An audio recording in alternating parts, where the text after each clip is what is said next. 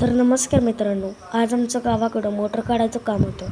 त्यामुळं आम्ही आज गावाकडे आलेलो आणि इकडे सर्वजण मोटरचं काम करत होते. काकांनी मोटर बंद केली आणि हे बघा मोठं जॅकवेल आणि इकडं गच्च असं भरलेलं बांबूचे बेट. मग आम्ही थोडं पुढे गेलो. पुढे वाट आहे का बघितली, वाट नव्हती. मग काकांनी थोडे बांबू साईडला केले, बांबू तोडले आणि आम्ही पुढे चालायला लागलो.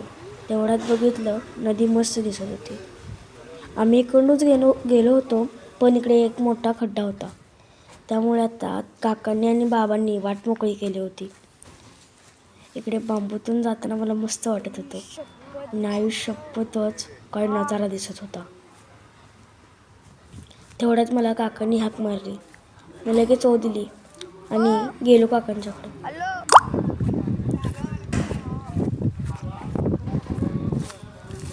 तर इकडं काही जण पाण्यात उतरले होते, तर माझे बाबा व काही जण वरती मोटर काढायला थांबले होते.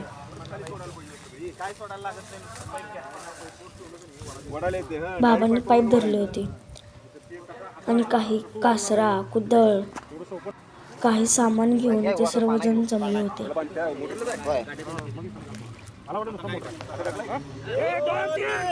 आमची मोटर काढताना मध्ये मध्ये ती पाईप अडकत होती. हे बघा, ही मोटर बाहेर आल्या आणि मोटर बाहेर काढताना 1, 2, 3 असं म्हणत म्हणत एकत्र ताकद लावून सर्वांनी ही मोटर बाहेर काढायचा प्रयत्न केला. पण ही मोटर तर अगदी गच्च त्या गाळात अडकली होती. त्यामुळे ती लवकर निघण्याचे नाव घेत नव्हती. मग मी थोडा बाहेरच येऊन बसलो आणि तेवढ्यात त्या काकांना लागलो. ते लोखंड गंजलेलं होतं, त्यामुळे त्यांना खूप जोरात लागलं असावं आणि इकडे बघताच थोडी मोटर बाहेर आली होती. पण ती पाईप आम्हाला मध्ये मध्ये येत होती. तरी पण ह्या सर्वांनी मिळून ती मोटर बाहेर काढली.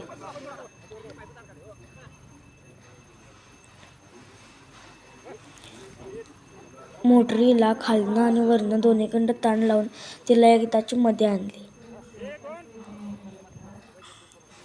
आणि जमिनीवर आणल्या सर्वजण पहिला प्लॅनिंगच करत होते.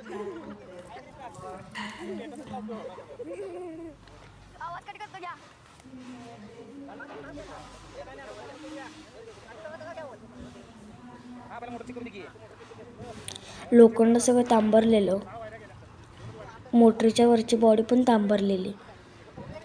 तेवढ्यात नदीत मगरी असताना पण काका पोहायचा आनंद घेत होते. डॉल्फिन समजत होते स्वतःला. तेवढं त्यांना काय झालं काय माहीत, त्यांनी वर आले. मग मोटर बाहेर काढलेली म्हटल्यावर आजोबांनी आम्हाला चहा आणि बिस्किट आणले.